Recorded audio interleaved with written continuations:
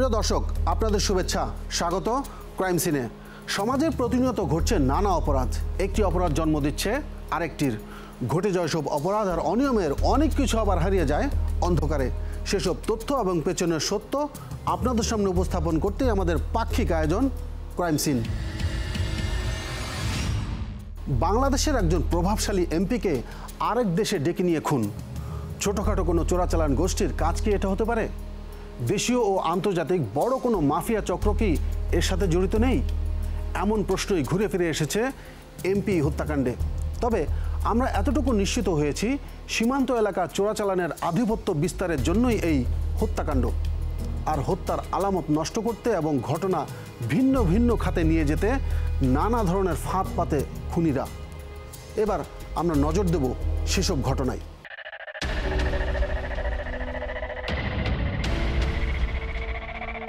Kolkata new টাউনের বহুল আলোচিত সঞ্জীবা গার্ডেনের বিলাসবহুল ফ্ল্যাট BU56। আমেরিকান পাসপোর্ট দেখিয়ে আখতারুজ্জামান শাহিন যেটা ভাড়া নিয়েছিলেন বলে জানাচ্ছে গোয়েন্দা পুলিশ। শাহিন ভাড়া নেওয়ার আগে বলেন সেখানে তিনি পরিবার নিয়ে থাকবেন। পরিবার বোঝাতেই ব্যবহার করা হয় শিলাস্তি রহমানকে। ওই ফ্ল্যাটে এমপিকে 13ই মে খুন করা হলেও 15 দিন আগে অর্থাৎ 30 এপ্রিলের একটি সিসিটিভি ফুটেজে মেলে আখতারুজ্জামান শাহিনের উপস্থিতি। ওই দিন দুপুরের দিকে শাহিন, শিলাস্তি রহমান এবং শিমুল ভুইয়া ওরফে আমানুল্লাহ লিফট দিয়ে আসেন ফ্ল্যাটের সামনে। এরপর ভবনের স্টাফরা তাদেরকে ফ্ল্যাট বুঝিয়ে দিতে আসেন। তাদের সাথে নিজের লাগেজ নিয়ে প্রথমে ভিতরে ঢোকে শিমুল ভুইয়া ওরফে আমানুল্লাহ। এর কিছুক্ষণ পর আলাদা লাগেজ নিয়ে ঢোকেন শিলাস্তি রহমান এবং অভিযুক্ত মূল পরিকল্পনাকারী আখতারুজ্জামান শাহিন।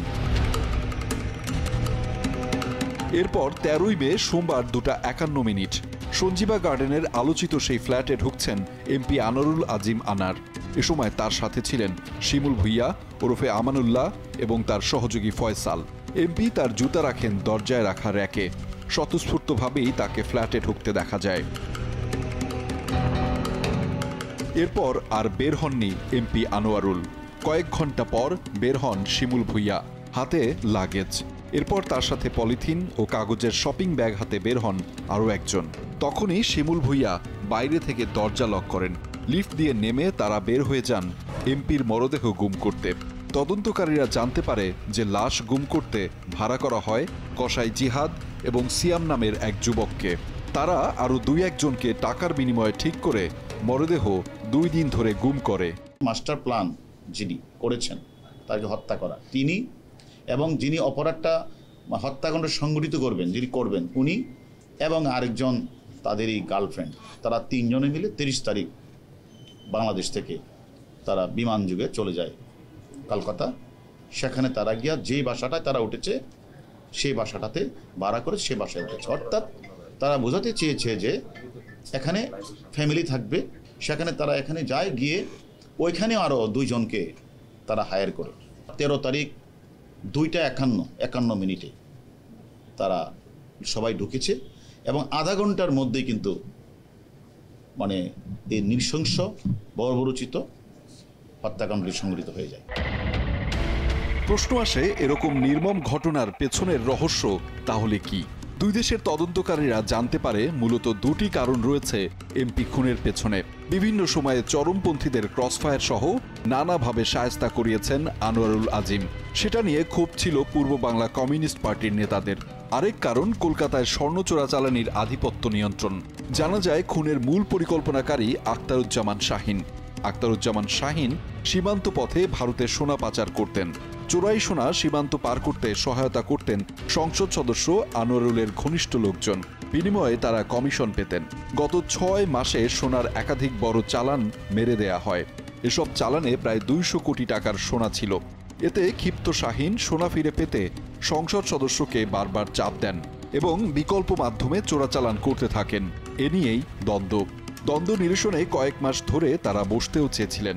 শেষ সময়ে পরিকল্পনা বদলে আনোয়ারুলকে হত্যার সিদ্ধান্ত নেন শাহিন।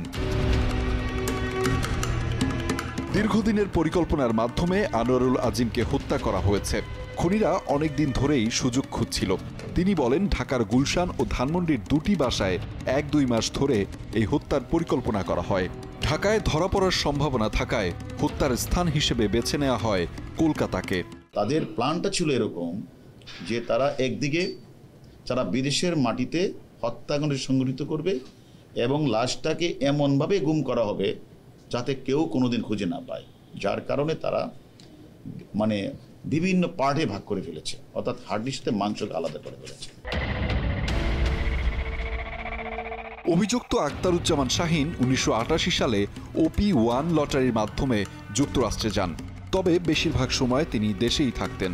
দুবাই থেকে অবৈধভাবে আনা সোনা বাংলাদেশ সীমান্ত দিয়ে ভারতে পাচার করতেন। এমপি আনারকে হত্যার পরিকল্পনা করে ভারতে খুনের মিশনে যারা থাকবে তাদের সব ঠিকঠাক করে দিয়ে 10 মে দেশে ফিরে আসেন তিনি। এমপি হত্যার পরেই শাহীন দুবাই হয়ে চলে যান আমেরিকায়। এই শাহীন আবার ঝিনাইদহ কোটচাঁদপুর পৌরসভার মেয়র শহীদুজ্জামান সেলিমের আপন ছোট ভাই। সেলিমের সাথে যমুনা টেলিভিশনের কথা হলে তিনি জানান, ছোট ভাইয়ের সাথে তার দীর্ঘদিন যোগাযোগ নেই। আমি তো এটা কোনো রকমেই ভালোভাবে নিতে পারছি না, এই ধরনের জিনিসগুলো মেনে নেওয়ার মতো না, মেনে নেওয়া যায়ও না। তো আর ব্যক্তিগতভাবে আনার সাহেবের সাথে আমারও ভালো সম্পর্ক ছিল। একসময় সে খেলাধুলো করতো, ও খেলার জগতের মানুষ, আমিও ওই খেলার জগতের মানুষ। যদিও আমরা দুই উপজেলার, সে আমাকে ভাই বলে ডাকতো। আমার ভাইয়ের সাথে আমার ওরকম সম্পর্ক না যে তার সে কবি না। আমার নির্বাচনের সময় সে ছিল, নির্বাচন করে চলে গেছে, তারপরে তো আমার সঙ্গে যোগাযোগটা কম।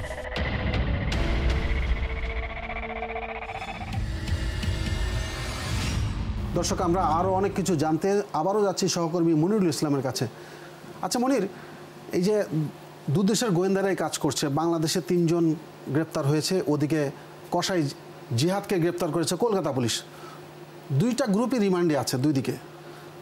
2 জনের পাওয়া তথ্য বাংলাদেশ এবং কলকাতা সবাই মিলে আবার সমন্বয় করেছে। তারা এই সমন্বিত তথ্যের ভিতরে মানে কোনগুলোকে আপনি হাইলাইট করবেন যেগুলো তারা পেয়েছে? না, এই খুনের ব্যাপারে আমরা সবাই বলছি আসলে নৃশংস খুন। তো প্রতিটা নৃশংস খুনের ঘটনার পেছনে যদি সেটা পরিকল্পিত হয় তাহলে নিশ্চয়ই বড় কোনো কারণ আছে। এক্ষেত্রে উদাহরণ দেওয়া যায়, আপনি যদি কাউকে তাৎক্ষণিকভাবে খুন করতে হয় তাহলে সেটা 1 কোপ 2 কোপ বা 3 কোপ হয়তো বলা যায়, বা একটা গুলি বা 2টা গুলি হয়, কিন্তু উত্তেজনাবশত। কিন্তু কেউ যদি পরিকল্পিতভাবে খুন করে তখন দেখা যায় যে সে 8টা 9টা গুলি যদি করে একটানা বা এক সামনে দাঁড়িয়ে, তাহলে বুঝতে হবে এই খুনির নিশ্চয়ই বড় কোনো ক্ষোভ আছে। কেউ যদি এরকম কুপিয়ে টুকরো টুকরো করে, অনেকগুলো কোপ দেয় বা এই রকম করে নৃশংসভাবে মারে, তার মানে বুঝতে হবে এখানে তার আরও নিশ্চয়ই বড় কোনো ক্ষোভ আছে, বড় কোনো পরিকল্পনা আছে, মনের ঝাল মিটানোর একটা ব্যাপার জমে থাকা ক্ষোভের বহিঃপ্রকাশ যেটাকে বলা হয়। তাহলে নিশ্চয়ই এই যে নৃশংস খুন, এর পেছনে বড় কোনো পরিকল্পনা আছে, বড় কোনো কারণ আছে। সেটা আমরা 2 পুলিশের সাথে, আপনি জানেন যে কলকাতা পুলিশ শুরুতে বাংলাদেশে আসে এবং বাংলাদেশের পুলিশ কলকাতা যায়। তো কলকাতার পুলিশ যখন বাংলাদেশে আসে, তারা প্রায় 2 থেকে আড়াই দিন বাংলাদেশে ছিল। তারা দফায় 2 পুলিশ একসাথে বসেছে, ভারতে আটকের সাথে এই বাংলাদেশে যারা আটক তাদের সাথে ভিডিও কলে জিজ্ঞাসাবাদ হয়েছে। 2 পুলিশ একসাথে বসে জিজ্ঞাসাবাদ করেছে। পুরো এই জিজ্ঞাসাবাদ শেষে এবং 2 দেশের তদন্তে এখন পর্যন্ত আমরা বলতে পারি যে নৃশংস হত্যাকাণ্ডের পেছনের রহস্য কী, কারণটা কী। এটার আমরা যে 2টা কারণ আমরা এখন পর্যন্ত পেয়েছি, 2টা কারণের বড় কারণ হচ্ছে একটা আদর্শবাদী কারণ আর একটা হচ্ছে ব্যবসায়িক কারণ। ব্যবসায়িক কারণটা শুরুতে বলি, এই যে এমপি, এ কথা স্পষ্ট, এই যে নিহত যিনি এমপি, তিনি এই স্বর্ণ চোরাচালানের যে ব্যাপারটা, বাংলাদেশে ভারত এবং ভারত থেকে বাংলাদেশে, এই স্বর্ণ চোরাচালানের একটা বড় ধরনের হোতা ছিলেন এবং এই অপরাধ সাম্রাজ্যের সাথে তিনি জড়িত ছিলেন, এই মাফিয়া জগতের সাথে তিনি জড়িত ছিলেন, এতটুকু স্পষ্ট। এবং 2 পুলিশও কিন্তু 2 দেশের পুলিশ এটা জানতে পেরেছে। তো এই যে নামগুলো আসছে, আখতারুজ্জামান শাহীন এবং হচ্ছে শিমুল ভুঁইয়া ওরফে আমানুল্লাহ, এই শিমুল ভুঁইয়া ছিলেন হচ্ছে এমপির খুব কাছের মানুষ। এই শাহীনও এমপির কাছের মানুষ ছিলেন। সাম্প্রতিককালে এমপির সাথে তার একটু ছাড়াছাড়ি হয়েছে, সম্পর্কের অবনতি হয়েছে, কিন্তু তাদের এই পেশা কিন্তু এক, তাদের এই অপরাধ সাম্রাজ্যের পুরোটা ভূমিকা কিন্তু এক।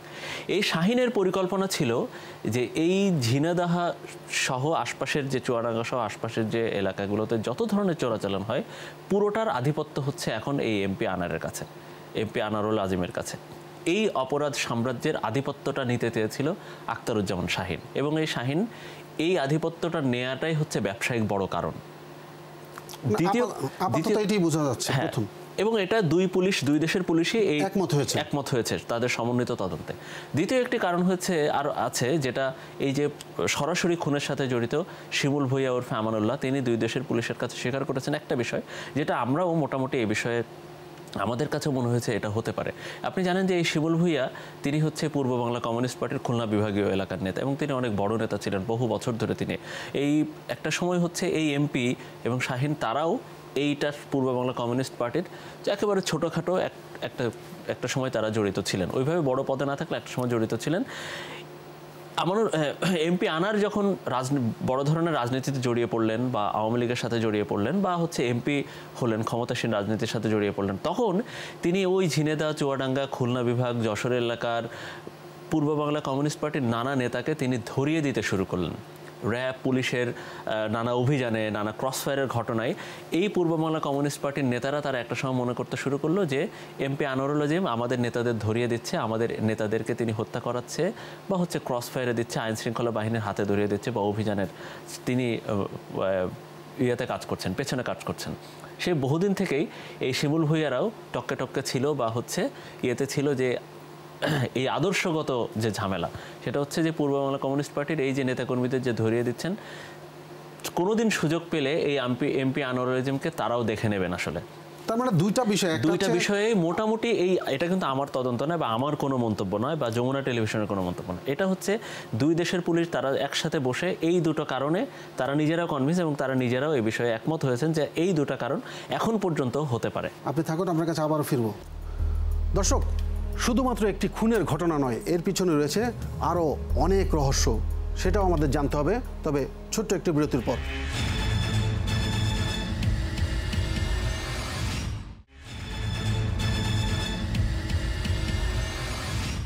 স্বাগত ক্রাইম সিনে। এমপি আনার হত্যাকাণ্ডের সবচেয়ে বড় রহস্য হলো মরদেহ গুম করা। এমন নৃশংস এবং ঠান্ডা মাথায় মরদেহ গুম করার ঘটনা সারা বিশ্বে যে কোনো ঘটনাকে হার মানাবে। মরদেহ খুঁজে পেতে দুদেশের পুলিশকে রীতিমতো নাকানি চোবানি খেতে হয়েছে। ঢাকার পুলিশকে যেতে হয়েছে কলকাতায়, যদিও পাওয়া যায় দেহের অংশবিশেষ। এ নিয়ে সবশেষ গ্রেপ্তারও হয়েছেন কয়েকজন, যারা স্বীকার করেছেন পরিকল্পিত খুনের কথা।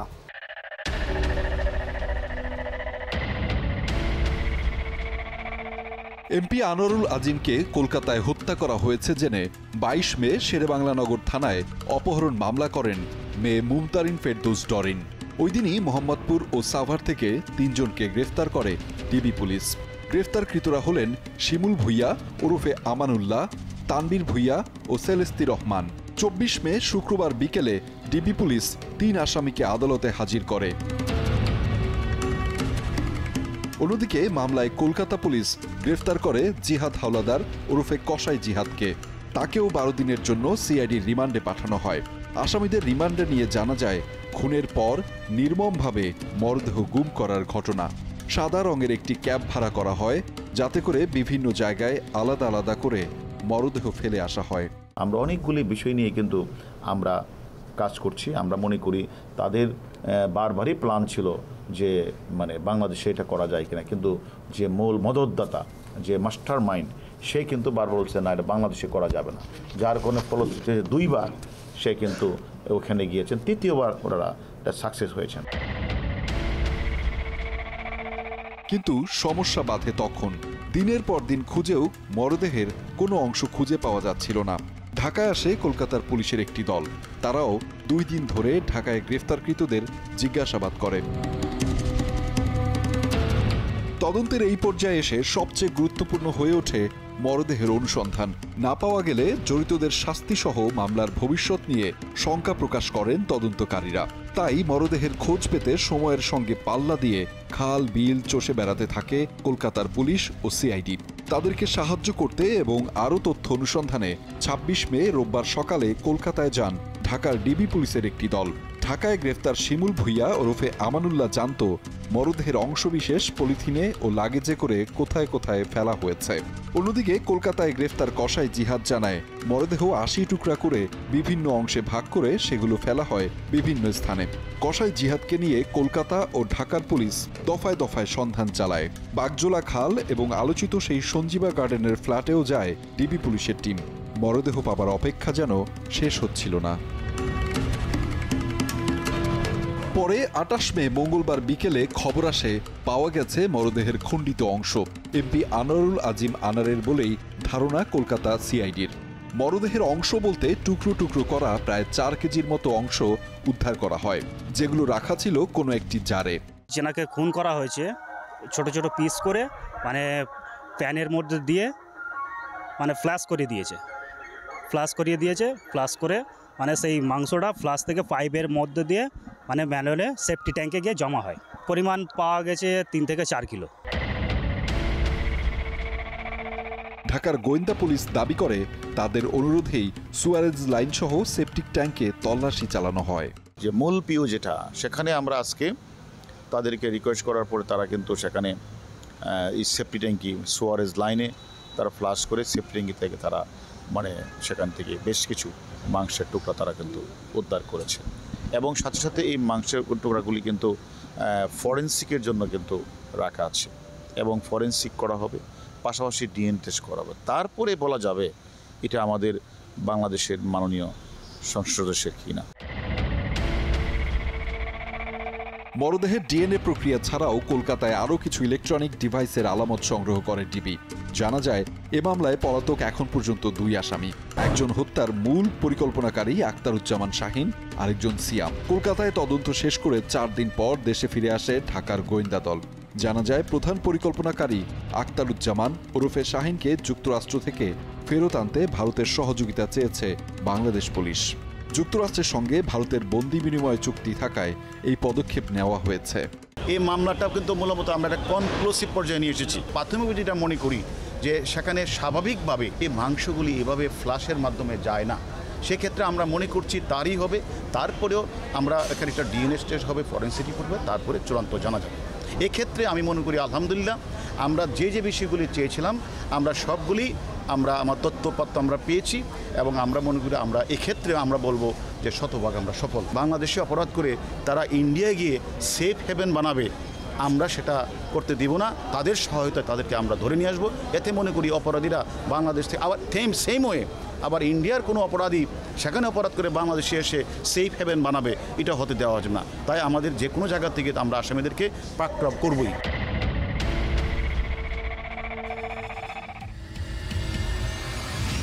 দর্শক, এই ঘটনার জন্য রহস্য একেবারে শেষই হচ্ছে না, নতুন নতুন রহস্য উকি দিচ্ছে। আমরা আবারও যাচ্ছি সহকর্মী মনিরুল ইসলামের কাছে। আচ্ছা মনির, এই যে শেষ মুহূর্তে যে দেহাংশ পাওয়া গেল, ধারণা করা হচ্ছে এটি সেই এমপি আনারের, এই অংশ যদি না পাওয়া যেত এই আলোচিত ঘটনা, এই মামলার আসলে কি হতো? এটা শেষ মুহূর্তে এটা খুব গুরুত্বপূর্ণ কেন হলো? এটা অবশ্যই গুরুত্বপূর্ণ। আপনি যখনই কোনো হত্যা মামলা বলবেন তাহলে হত্যার শুরুতেই প্রশ্ন আসবে যে আপনার হচ্ছে ভুক্তভোগী কোথায়, অর্থাৎ যিনি খুনের শিকার তার লাশ কোথায়। দ্বিতীয়, এই মামলার ক্ষেত্রে বড় যে ভূমিকা পালন করে তদন্তের ক্ষেত্রে সেটা হচ্ছে যে এই যে মার্ডার উইপেন বলে ইংরেজিতে, যেটা হচ্ছে যে অস্ত্র দিয়ে তাকে হত্যা করা হয়েছে, সেটা হতে পারে বালিশ। কেউ যদি বালিশ চাপা দিয়ে হত্যা করে সেই বালিশ, সেটাই হচ্ছে অস্ত্র। কেউ যদি কোনো ছুরি চাকু দিয়ে হত্যা করে সেটাও একটা বড় আলামত। কেউ যদি অস্ত্র দিয়ে হত্যা করে সেটাও একটা আলামত, সেটা বড় হোক ছোট রিভলভার হোক, যেটাই হোক না কেন। তো তদন্তের ক্ষেত্রে এটা আসলে বড় ধরনের, যারা তদন্ত করে তাদের জন্য একটা বড় ধরনের একটা ক্রেডিট, সে যদি এই লাশ পাওয়ার পরে সে এই অস্ত্রটাও খুঁজে পায়। মানে অভিযোগ প্রমাণের ক্ষেত্রে এটা বড় ধরনের ভূমিকা রাখে। হত্যা মামলার ক্ষেত্রে যদি লাশ না পাওয়া যায় বা মরদেহ না পাওয়া যায় তাহলে আসলে এই হত্যা মামলার আসলে কোনো ভিত্তি থাকে না, বড় ধরনের ভিত্তি থাকে না। আবার এই হত্যা মামলা প্রমাণের ক্ষেত্রে যদি অস্ত্রটা না পাওয়া যায়, সেটা ক্ষেত্রে হত্যা মামলাটি প্রমাণের বা চার্জশিট দেওয়ার ক্ষেত্রে এটা বড় ধরনের একটা, এটা কি বলা যায়, মানে বড় ধরনের একটা পাওয়া যায় যে এটা তদন্তকারীরা হয়তো গুরুত্ব দেয়নি, যে কারণে আদালত এই তদন্তটাকে ওই সংস্থাকে বা পুলিশকে প্রশ্নবিদ্ধ করে যে তোমার তদন্ত ঠিকমতো হয়নি। তার মানে যাদের বিরুদ্ধে অভিযোগ তারা কতটা পরিকল্পিত, কতটা পেশাদার হলে এই ধরনের কাজ করতে পারে, যে আপনি বুঝুন দুই দেশের গোয়েন্দারা। সুতরাং এই বিষয়টি কিন্তু জিজ্ঞাসাবাদে গোয়েন্দা পুলিশের কাছে এই আসামিরা স্বীকার করেছে। আপনি বলতে পারেন যে এই আসামিদের কাছে পুলিশের প্রশ্ন ছিল যে তোমরা অন্য কিছু করতে পারতে, অন্যভাবে ভাবতে পারতে, দেশে নিয়ে তারে রাস্তার উপরে কোনোভাবে একটা মাথায় গুলি করে হত্যা করতে পারতে। তখন তারা আসলে বলল যে এইটা যদি আমরা খালে ভাসিয়ে দিতে পারি বা সুয়ারেজ লাইন দিয়ে বের করে দিতে পারি বা একেবারে এই হত্যা করে যদি আমরা ভুক্তভোগীকে একেবারে নিশ্চিহ্ন করে দিতে পারে, তাহলে এই মামলার কোনো ভিত্তি থাকবে না। এবং সেটা যেহেতু এই দেশে তো আর হত্যাকাণ্ডটি হয়নি, সেটা বাইরের দেশে হয়েছে, অর্থাৎ এটা কোনোভাবে খুঁজে পাওয়া যাবে না। এবং তারাও দেখেছে যে বাংলাদেশের খাল বিলগুলোতে আসলে তারা যদি ফেলে, আপনি দেখেন বাংলাদেশের খাল বিলে কিন্তু ঢাকার খালে কোনো ঢেউ নেই, অথচ আপনি ভারতের এই খালগুলো, ছোট ছোট খালগুলো দেখেন কি স্রোত, সেই পানির স্রোত এই খালগুলোতে। অর্থাৎ এখানে কোনোভাবে কোনো মরদেহের বা টুকরা ফেললে সেটা হয় পচে গলে যাবে, আর না হলে ঢেউর তোড়ে সেটা নদী বা সাগরের সাথে মিশে যাবে। অর্থাৎ এই পুরো বিষয়টায় তারা সেখানে একেবারে সূক্ষ্মভাবে পরিকল্পনা করেছে যে কোথায় কিভাবে ফেললে। আরেকটি বিষয় দেখেন, এই যে সুয়ারেজ লাইন থেকে কিছু মরদেহের টুকরো বা এই যে পাওয়া গেছে, সে মারা গেছে 13 তারিখ তাকে খুন করা হয়েছে, অর্থাৎ সেই 13 তারিখ খুনের পরে প্রায় 2 সপ্তাহ পরে এসে এগুলো যখন পাওয়া যায়, সেটাও কিন্তু আসলে ডিএনএ করে বা ফরেন্সিক করে তদন্ত করে বের করাটা খুবই আসলে কষ্টসাধ্য বিষয়। তারা কিন্তু ওই ফ্রেমিংটা করেছে যে তদন্ত করতে গিয়ে যদি তার এই ভুক্তভোগীর লাশ না পাওয়া যায়, তদন্ত করতে গিয়ে যদি তাকে কিভাবে মারা হয়েছে সেই অস্ত্রগুলো না পাওয়া যায়, তাকে এই যে কসাই জিহাদ বলা হচ্ছে, তাকে যা দিয়ে মারা হয়েছে, যেটা দিয়ে মারা হয়েছে, এই তদন্তের যদি না পাওয়া যায়, এই বিষয়গুলো যদি না পাওয়া যায়, এই মামলা আসলে আদালতে গিয়ে ধোপে টিকবে না। আপনি সত্যি এই গোয়েন্দা পুলিশের তখন কিছুই করার থাকবে না, যখন এত বড় নৃশংস হত্যাকাণ্ডের পরে দেখা যাবে যে তাদের 3 বছর 5 বছরের সাজা হয়েছে, যাবজ্জীবনও হবে না। মানে দুই দেশের গোয়েন্দারা কিন্তু এই বিষয়টা তারা একমত হয়েছেন যে অনেক হত্যাকাণ্ড তাদের সামনে এসছে, কিন্তু এইটা একটা অন্য রকম চিন্তার একটা বিষয় তাদের নতুন করে উদ্বেগ করেছে দুই দেশের গোয়েন্দাদের। দর্শক, শুধুমাত্র একটি খুনের রহস্য দেখলেই হবে না, এই খুনের পেছনে আসে আরও রহস্য। বাংলাদেশের গোয়েন্দা প্রধান বলেছেন তার চাকরি জীবনে এই ধরনের খুন তিনি দেখেননি, তাই এর পেছনের রহস্য আমাদের জানতে হবে। ছোট্ট আরেকটি বিরতির পর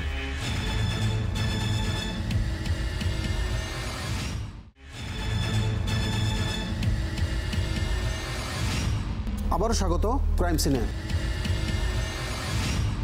এমপি আনার হত্যা মামলার সরাসরি জড়িত অন্যতম 2 পলাতক আসামি ফয়সাল ও মুস্তাফিজকে গ্রেফতার করেছে ঢাকা মহানগর গোয়েন্দা পুলিশ। বুধবার বিকেলে খাগড়াছড়ি ও চট্টগ্রামের দুর্গম পাহাড়ে সাঁড়াশি অভিযান চালিয়ে তাদের গ্রেফতারের দাবি করা হয়। অন্যদিকে কামাল ওরফে গ্যাসবাবুর মোবাইল ফোন উদ্ধারে ঝিনাইদহে পুকুরে অভিযান চালায় ডিবি পুলিশ। আর এই ফোন 3টিতে হত্যার আগে পরের গুরুত্বপূর্ণ আলামত আছে বলে ধারণা আইন শৃঙ্খলা বাহিনীর। এমনকি তাদের হাতে আটক ফয়সাল এবং মুস্তাফিজ রিমান্ডে যাওয়ার পর নতুন নতুন তথ্য দিয়েছে এই হত্যা মামলা সম্পর্কে।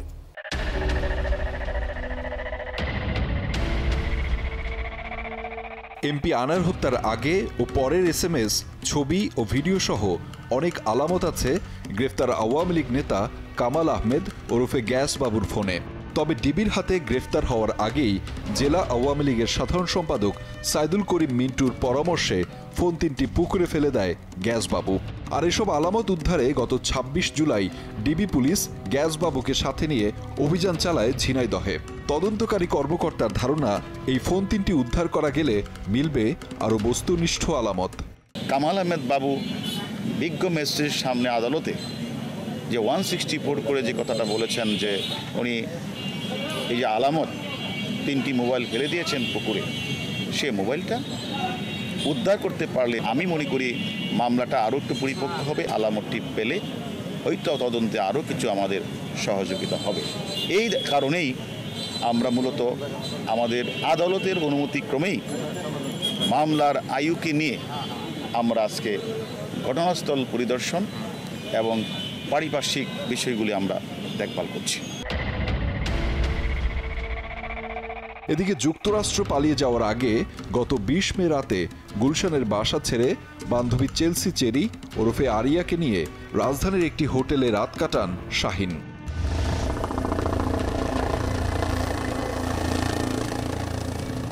এমপি আনার হত্যায় সরাসরি জড়িতদের মধ্যে অন্যতম দুই আসামি ফয়সাল ও মুস্তাফিজ। গ্রেফতার হওয়ার পর দুজনই হত্যাকাণ্ডে জড়িত থাকার কথা স্বীকার করেছে বলে দাবি ডিবির।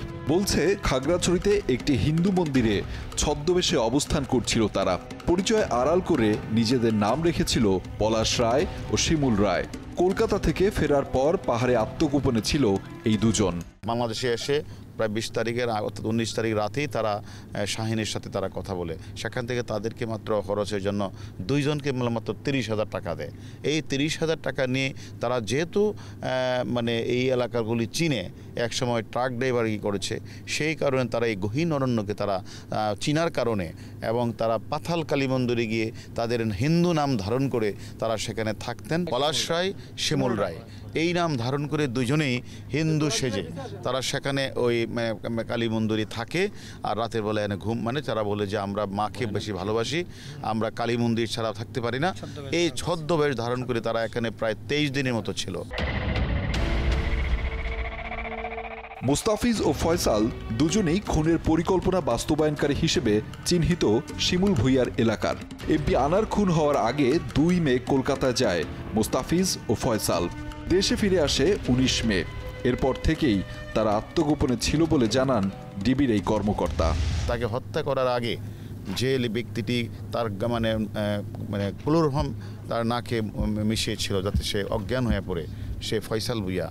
এবং এখানে যে মুস্তাফিজ যাকে মানে বিভস্ত্র করে, যাকে নিয়ে তারা মানে সেই চেয়ারে বসে বেঁধে তারপর তার যখন মৃত্যু নিশ্চিত হয় তখন তারা তাকে এই বাথরুমের পাশে নিয়ে এই যে মুস্তাফিজ, আজকের শিমুল ভূঁইয়া, আর এর আগে গ্রেপ্তার হয়েছে জিহাদ এবং এর আগে গ্রেপ্তার হয়েছে আমাদের শিমুল ভূঁইয়া। শিমুল ভূঁইয়া ছিল মূল ঘাতক। এর পিছনে অর্থ দিয়ে সাহায্য করেছেন, ওদেরকে বিভিন্নভাবে সাহায্য সহযোগিতা করেছেন, অথবা বিভিন্নভাবে তাদেরকে মানে প্ল্যান করেছেন, বিভিন্ন প্ল্যানে অংশগ্রহণ করেছেন, তাদের গ্রেপ্তার করব।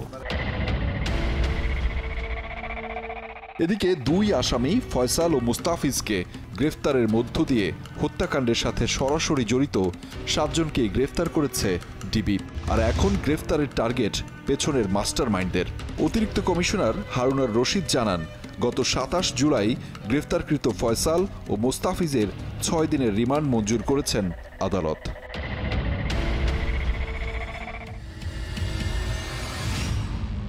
সমাজ তো গড়াচ্ছে এমপি আনার হত্যার ঘটনায় নানা নাটকীয়তার জন্ম হচ্ছে। অর্থাৎ এক এক ঘটনা সামনে যখনই আসছে ততই রহস্য দানা বেঁধে উঠছে। সবশেষ হেলিকপ্টার অভিযান চালিয়ে ডিবির প্রধান হারুন যখন পার্বত্য চট্টগ্রাম অর্থাৎ সীতাকুণ্ড এলাকায় অভিযান চালিয়ে অন্যতম পলাতক 2 আসামি ফয়সাল এবং মুস্তাফিজকে গ্রেফতারের দাবি করেছে, সেই ঘটনার পর কিন্তু সমীকরণ অন্যদিকে মোড় নিয়েছে। আপনাদের মনে আসছে নিশ্চয়ই, সঞ্জীবা গার্ডেন্সের সেই সেপটিক ট্যাঙ্ক থেকে যখন মাংসের টুকরো উদ্ধার করা হলো, সেই টুকরো টুকরো মাংস উদ্ধার করা হলো, এমনকি সেই বাগদোজা খাল থেকে যেরকম হাড় গড় উদ্ধার করা হয়েছে, তখন কিন্তু এই বহুল আলোচিত অর্থাৎ 2 বাংলায় বহুল আলোচিত এই ঘটনায় আমরা মনে করেছিলাম যে মাংসের টুকরা উদ্ধার করার পর সেটি ফরেনসিক টেস্ট করা হবে, ফরেনসিকের পর সেটাকে মানুষের কিনা সেটা পরীক্ষা করা হবে, মানুষের হলে তারপরে তার ডিএনএ পরীক্ষা করে ডিএনএ ম্যাচ করার পরে এটা ধরা হবে সেটা সেই আনারের কিনা। সেই বিষয়টি কিন্তু উঠে আসার কথা, কিন্তু সেই বিষয়টি প্রায় 1 মাস অতিবাহিত হচ্ছে, এখনও সেই ফরেনসিক রিপোর্টের বিষয়ে আমরা কিছুই জানি না। গতকাল দৈনিক ইত্তেফাকের একটি রিপোর্টে দেখলাম কলকাতার সিআইডি এখনও আবেদনই করেনি। আনারের মেয়ে ডরিন যে বাবার জন্য ব্যাকুল ছিল, বাবার এক টুকরো দেহাবশেষে সে ছুঁয়ে শেষবারের মতো ছুঁতে চেয়েছিল, সেই ডরিন কিন্তু এখনও ইন্ডিয়া যায়নি। অর্থাৎ তার যে যাওয়ার ব্যাকুলতা ছিল, আমরা হঠাৎ করে দেখছি সেই কিছুটা ভাটার টান পড়েছে। অর্থাৎ তারা বলছে যে সিআইডি যখন বলবে তখনই তারা যাবেন। সব কিছু মিলিয়ে নতুন করে এক নতুন রহস্য, নতুন প্রশ্নের জন্ম দিচ্ছে। আনারকে হত্যার পেছনে মোটিভটা কি? যে শাহিন পালিয়ে গেছে আমেরিকায়, সেই শাহিনের যে সাঙ্গপাঙ্গ যারা ছিল, যারা সহযোগী, এই যে সর্বশেষ মুস্তাফিজ এবং ফয়সালকে যে গ্রেপ্তার করলো, সেই মুস্তাফিজ এবং ফয়সাল কিন্তু সে খুলনার শিমুল ভূঁইয়ার একই এলাকার লোক। তারা পূর্ব বাংলা কমিউনিস্ট পার্টির সাথে যুক্ত ছিল বলে নিষিদ্ধ ঘোষিত সেই সব দলগুলোর সাথে যুক্ত ছিল। তাদের সাথে রাজনৈতিক দ্বন্দ্ব থাকতে পারে, তাদের সাথে স্বর্ণ চোরাচালানের বড় ধরনের অর্থ, কোটি কোটি টাকার অর্থ লেনদেন নিয়ে তার সাথে প্রথম বিরোধ হয়েছিল, আবার এখন বেরোচ্ছে যে তার সাথে হুন্ডির টাকা নিয়ে বিরোধ। আমরা কি জানতে পারি যে আসলেই আনার খুন হয়েছেন কিনা? খুন হয়ে থাকলে যে ছবি আমরা দেখেছি সেই ছবি কি সে বেহুশ অবস্থায়, না মৃত অবস্থায়, নাকি তাকে কাটাকাটির আগের যে দাবি করা হচ্ছে, কেটে টুকরো টুকরো করার আগে যে হাত পা বাঁধা অবস্থায়, এই একটি ছবি ছাড়া কিন্তু আর কোনো ছবি নেই। অর্থাৎ এখন গোয়েন্দা পুলিশ বলছে যে গ্যাসবাবুর যে মোবাইলগুলো যদি উদ্ধার করা হয়, তাহলে সেই মোবাইল ফোনে হয়তো আরও আগে পরের অনেক ছবি আছে যা দিয়ে হয়তো প্রমাণ হবে। তারপরেও আনুষ্ঠানিক প্রমাণের জন্য কলকাতা সিআইডির কাছে উদ্ধার হওয়া মাংসের টুকরো বা দেহাবশেষ, এমনকি সে হাড়গোড়ের ফরেন্সিক এবং ডিএনএ টেস্টের পরই নিশ্চিত হওয়া যাবে সেই উদ্ধার করা আলামতগুলো এমপি আনারের কিনা। আপনার আশপাশে যে কোনো অপরাধমূলক ঘটনা আইনশৃঙ্খলা বাহিনীকে জানানো যেমন আপনার দায়িত্ব, তেমনি যে কোনো অনিয়ম আর অপরাধের খবর নির্ভয়ে নিঃসংকোচে প্রচার করা আমাদের দায়িত্ব, ক্রাইম সিনের দায়িত্ব। দেখা হবে আগামী পর্বে নতুন কোনো খবর নিয়ে। সে পর্যন্ত ভালো থাকুন, সতর্ক থাকুন।